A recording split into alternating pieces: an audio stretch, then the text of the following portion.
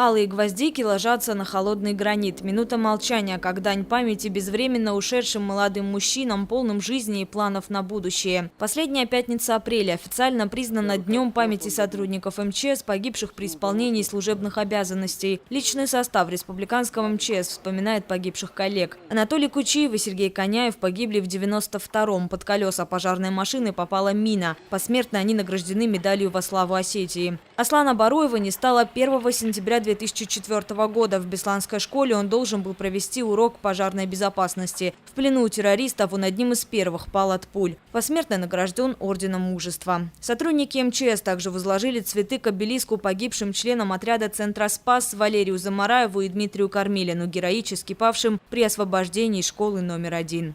Помнить и чтить память о погибших сотрудниках – это дорогого стоит. И на этом примере воспитывать молодое поколение, молодых сотрудников.